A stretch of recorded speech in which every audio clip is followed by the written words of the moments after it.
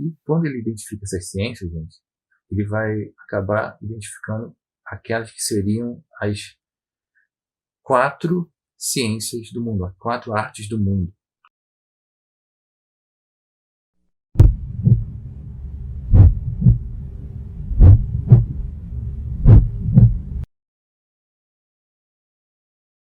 É aqui que você vai encontrar talvez a base mais antiga do que naquilo que se refere ao quadrivium, que é o estudo das artes liberais. Okay? Isso vai se desenvolver muito mais durante a Idade Média, propriamente dito. Né? Ali no início mesmo ali da era cristã, você vai estar começando a ter um desenvolvimento das artes liberais, né? Que seriam 7 artes liberais, na verdade. 3 artes liberais que dizem respeito à alma seriam a gramática, a retórica e a lógica. Agora, o quadrivium seria basicamente a aritmética, a geometria, a astronomia e a música, okay? ou a harmonia com H maiúsculo, tá? Seria o nome dessa quarta arte aqui. A gente tem então a base do que seria, digamos, o quadrivium, tá?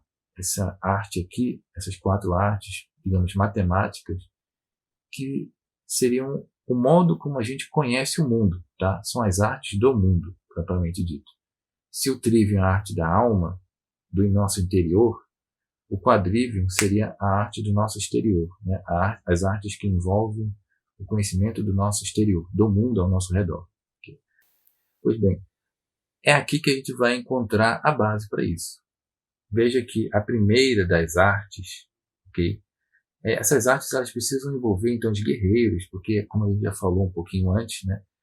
Platão começou, né, a descrever simplesmente a educação dos guardiões.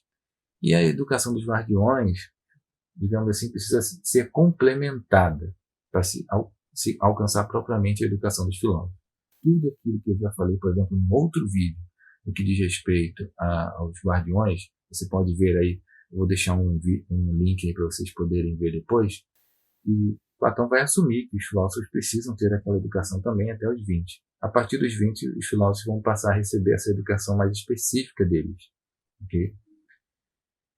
Que seria a partir, principalmente, né, de uma arte que envolve tudo, que abrange tudo. Aqui do meu lado, a gente tem lá, que então aquela modesta ciência que distingue o 1 do 2 e do 3. Né? Refiro-me, em resumo, à ciência dos números e do cálculo.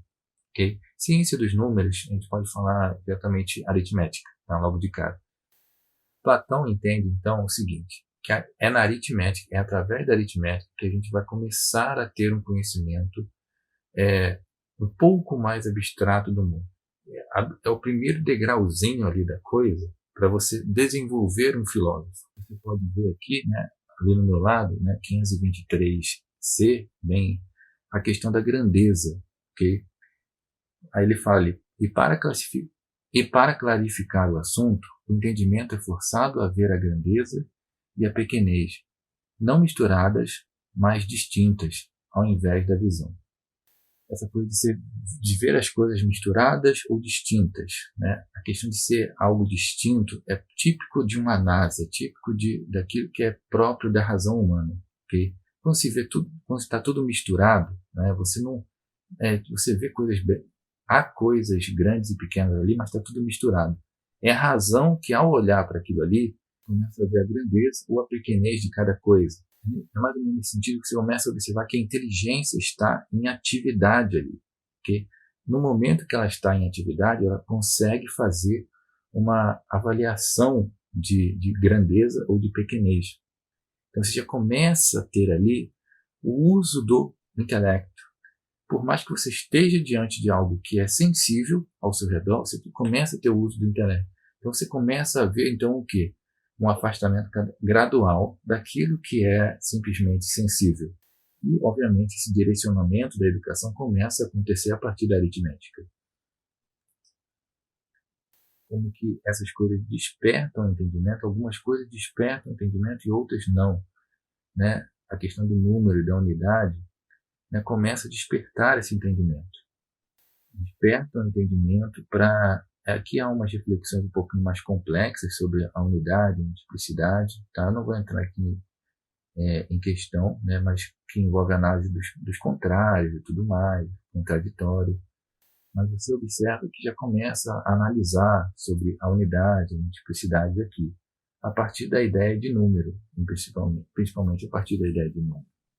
Ali logo do meu lado você vai observar. Mas realmente o cálculo e a aritmética são totalmente consagradas ao número, totalmente. Essas ciências parecem certamente conduzir à verdade, acima de tudo. São, portanto, ao que parece, daquelas ciências que procuramos. Com efeito, é forçoso que o guerreiro as aprenda por causa da tática e o filósofo para atingir a essência, emergindo do mundo da geração, sem o que jamais se tornará eficiente na arte de calcular. Veja então aí que você vai começar a acender até a noção de essências absolutas, porque você começou a distinguir lá pelo cálculo, pelos números, ok? A aritmética é o primeiro passo para se desenvolver, então, um filósofo. O guardião, o guerreiro, também precisa ser educado nisso, né, por causa da tática. Olha só que interessante.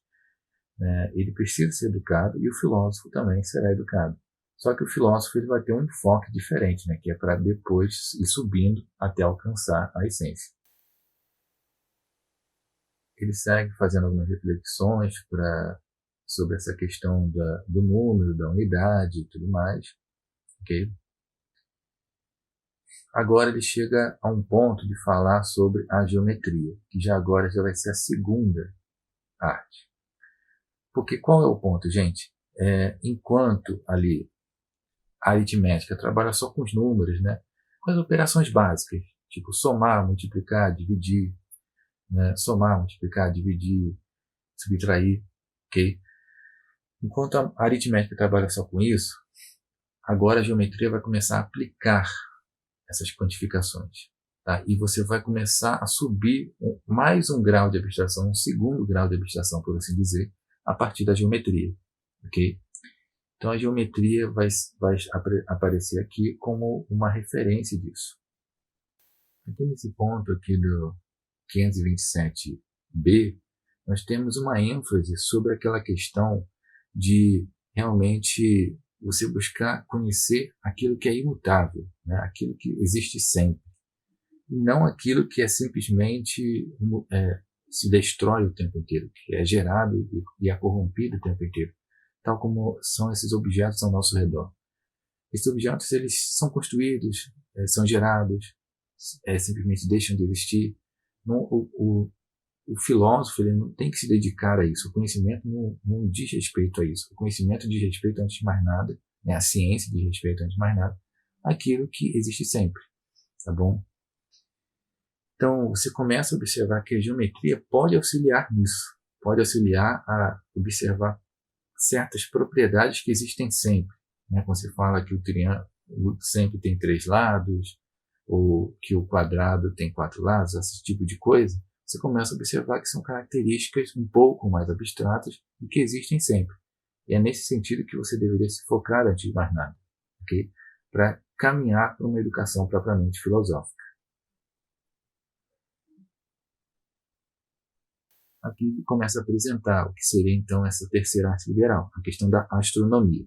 Mas você vai ver algumas caracterizações aqui de Platão sobre a astronomia que são bem interessantes, porque ele não está pensando na astronomia como uma coisa que é de aplicação prática do dia a dia, né? Tipo para se prever uma determinada tempestade, ou para se prever, por exemplo, para que direção a gente deve ir, né? Os navios se usam muito das estrelas para ter uma direção. Não é esse o ponto aqui da astronomia que ele vai ser colocado em questão. Vai ser um ponto um pouco mais abstrato.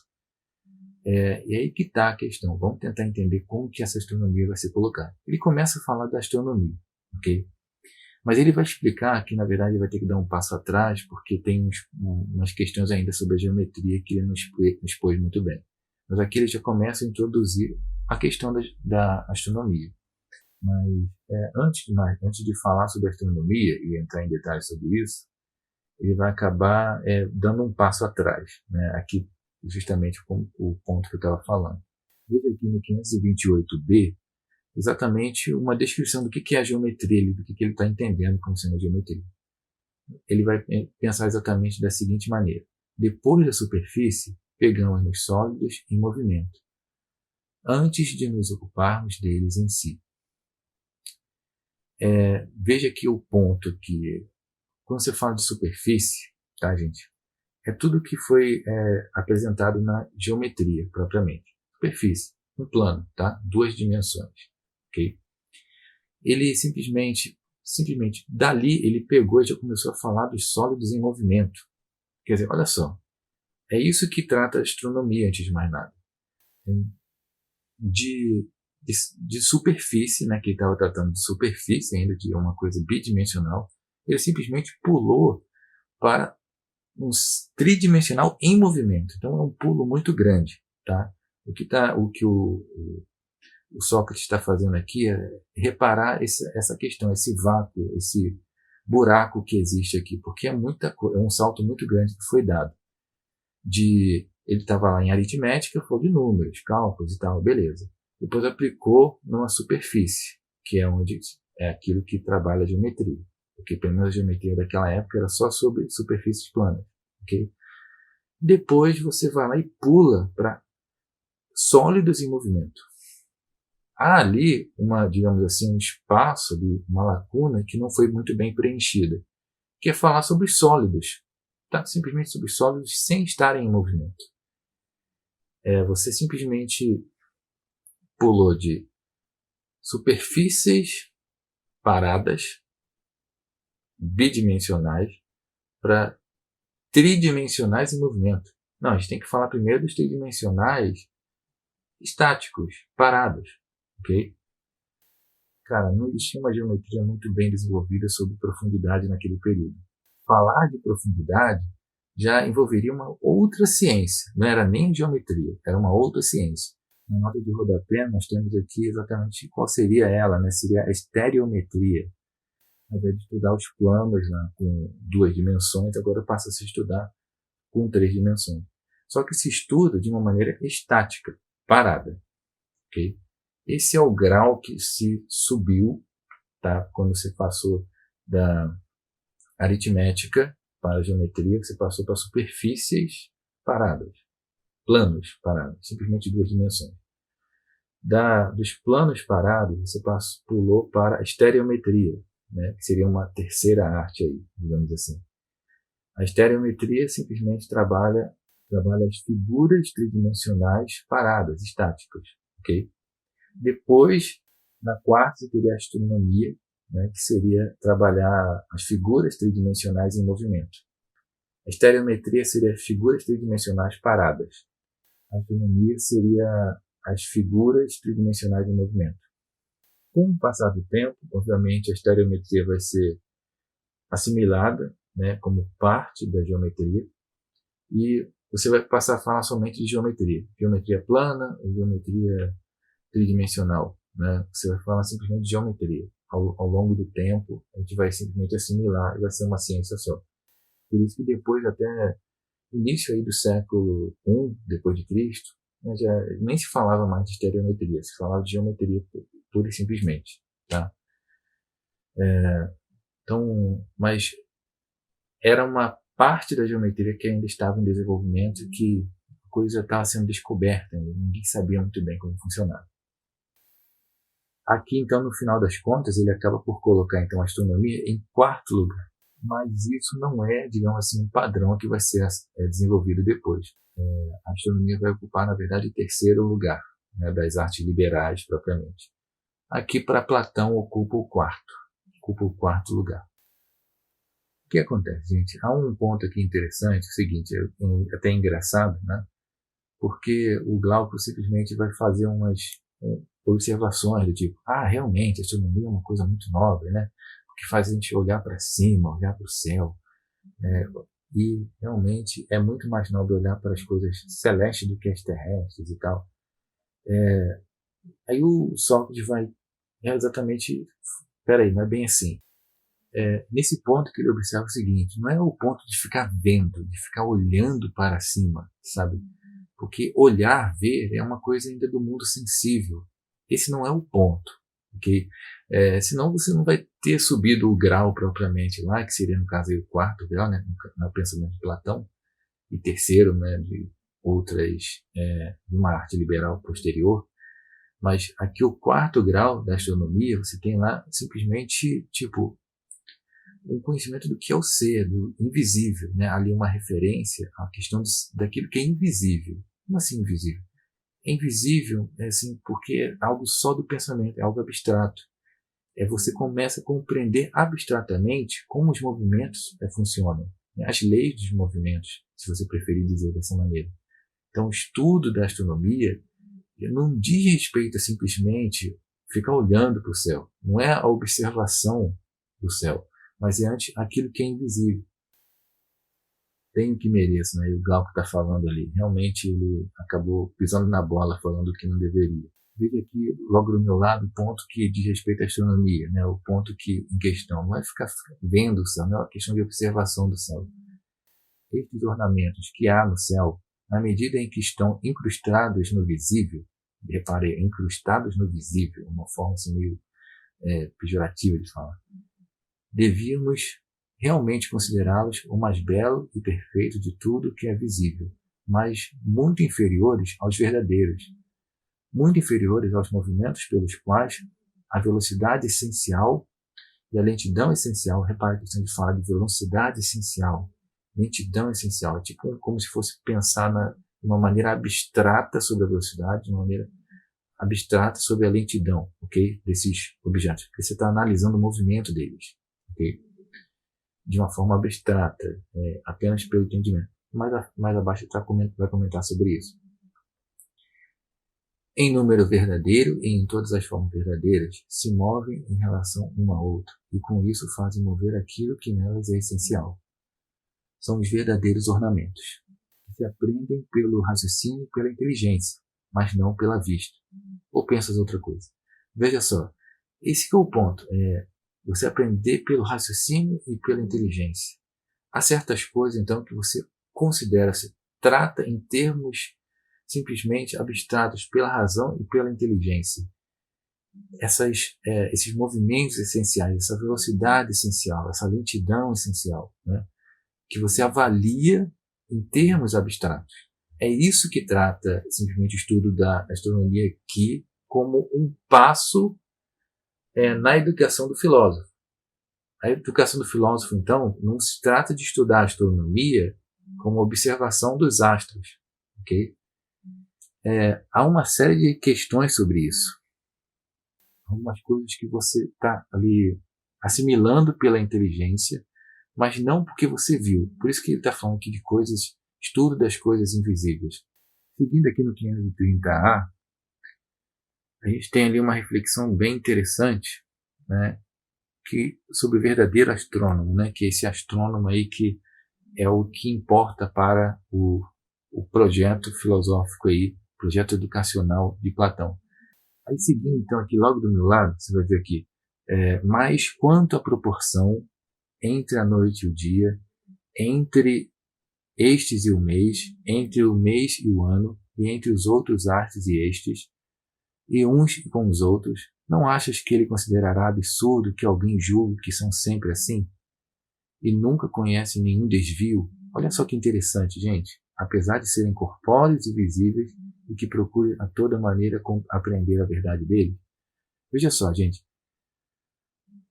Eu acho muito interessante esse ponto, porque ele está comentando assim que da possibilidade, veja, você não acha que os astrônomos, quando ficarem observando esses corpos, assim, os movimentos dos corpos celestes, ele não julga assim que realmente seria um absurdo pensar que sempre foi assim, exatamente desta maneira? É como se ele quisesse admitir lá, né, nos corpos celestes, um possível desvio, né? Se você realmente for só pela observação daquilo que acontece na prática ali, digamos, ao observar os corpos celestes, talvez você comece a observar desvios, né? Isso é interessante porque a gente sempre compreende, pelo menos numa visão mais antiga, mais clássica, que os eternos, tem um movimento perfeito e tudo mais. Havia um grau de perfeição e tudo mais nesses corpos. Aqui ele está supondo, talvez, a possibilidade de algum desvio, né? Isso é interessante. Se você considerar assim, em termos meramente experimentais, ele poderia admitir possíveis desvios experimentais, sensivelmente, que eu digo, né? Veja aqui um ponto interessante, então, gente, o seguinte, que ele vai considerar que se deve dispensar, ali que eu marquei em vermelho, né? E dispensaremos o que há no céu, se quisermos realmente tratar de astronomia, tornando útil de inútil que era a parte naturalmente inteligente da alma. É interessante que no projeto então, educacional de Platão, ele dispense, né, simplesmente a observação do céu. Não é a questão de ficar observando o céu, mas é a questão de entender como funciona, entender talvez as bases do movimento, tá? Entender como o movimento funciona e entender realmente pela inteligência, antes de mais nada, não por uma questão de você observar o que é assim. Nesse sentido, você tem o 4º grau como um avanço da educação dos filósofos, da formação dos filósofos. Aqui já no parágrafo 530d, nós começamos a falar da harmonia, que seria a quarta arte liberal, por isso eu botei aqui o número 4, tá, gente? É a quarta arte liberal que vai ser conhecida posteriormente, ok? Como eu falei, a estereometria vai se unir à geometria e vão formar uma arte só. Por isso que vai ser só a segunda arte liberal, a geometria e a estereometria. Mas aqui em Platão vai ser como que a quinta, né? Vai ser a quinta arte liberal, vai ser o 5º passo no desenvolvimento do filósofo. Aritmética, geometria, estereometria, astronomia e agora a harmonia. Seria o 5º passo, né, da educação do filósofo. Se a astronomia trata das figuras geométricas em movimento, agora você vai começar a tratar daquilo que é o movimento harmônico, da harmonia desse movimento. Por uma questão de comparação, ele começa a observar o seguinte, gente, que há 2 maneiras de você entender os movimentos, ou pelos olhos ou pelos ouvidos. Olha só que interessante, né?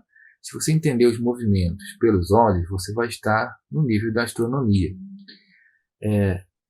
Porque a astronomia é aquilo que você, a princípio, vê, mas ainda tem que ter lá aquele grau de abstração sobre o que você está vendo, obviamente. Não é ficar preso ao que se vê, mas abstrair ainda.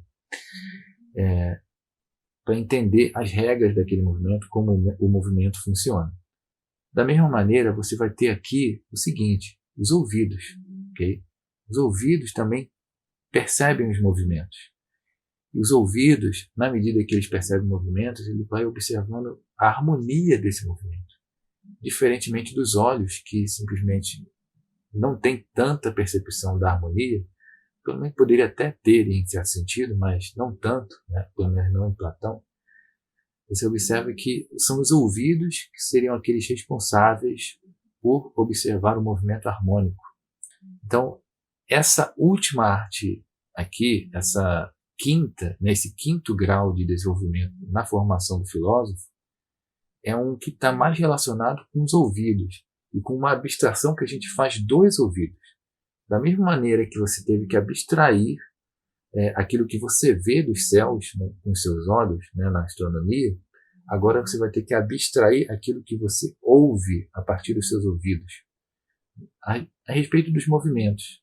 Okay? É claro que é interessante falar sobre isso,